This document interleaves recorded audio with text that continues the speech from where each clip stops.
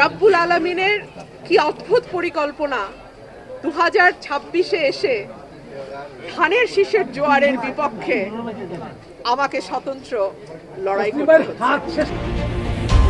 BNP chairperson Begum Khaleda জিয়ার মৃত্যুর দিনই দল থেকে বহিষ্কৃত হওয়ায় বিস্ময় প্রকাশ করেছেন রুমিন ফারহানা। তবে তিনি বলেন, যেহেতু দলীয় সিদ্ধান্তের বাইরে গিয়ে স্বতন্ত্র প্রার্থী হিসেবে নির্বাচনে অংশ নেওয়ার সিদ্ধান্ত নিয়েছিলেন, তাই বহিষ্কারের ঘটনা তিনি আগে থেকেই অনুমান করেছিলেন।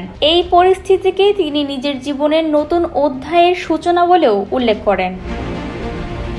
30 ডিসেম্বর মঙ্গলবার ভোরে খালেদা জিয়া শেষ নিঃশ্বাস ত্যাগ করেন। এরপর সকাল 11টায় বিএনপির স্ট্যান্ডিং কমিটির বৈঠকে রুমিন ফারহানা সহ 9 জনকে দল থেকে বহিষ্কারের সিদ্ধান্ত নেওয়া হয়। দৃঢ় বন্ধনের আস্থায় শক্তিশালী স্টিলের আরেকটি নাম জেডএসআরএম। পরে বিএনপির জ্যেষ্ঠ যুগ্ম মহাসচিব রুহুল কবির রিজভীর স্বাক্ষরিত এক সংবাদ বিজ্ঞপ্তিতে জানানো হয়, দলীয় সিদ্ধান্ত অমান্য করে সাংগঠনিক কর্মকাণ্ড পরিচালনার কারণেই তাদের প্রাথমিক সদস্য পদসহ সব পর্যায়ের পদ থেকে বহিষ্কার করা হয়েছে।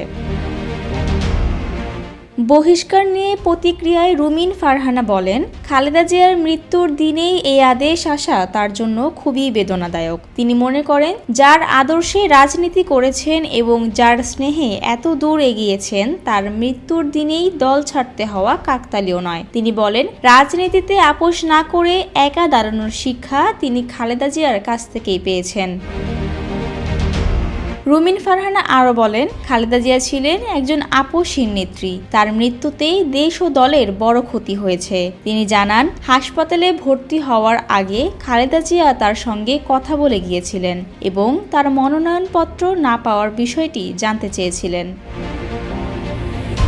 এর আগে সোমবার রুমিন ফারহানা ব্রাহ্মণবাড়িয়া 2 আসনে স্বতন্ত্র প্রার্থী হিসেবে মনোনয়নপত্র জমা দেন। তিনি বলেন, রাজনীতিতে কখনো কখনো স্রোতের বিপরীতে একা দাঁড়াতে হয়, আর সেই সাহস তিনি তার নেত্রীর কাছ থেকেই শিখেছেন।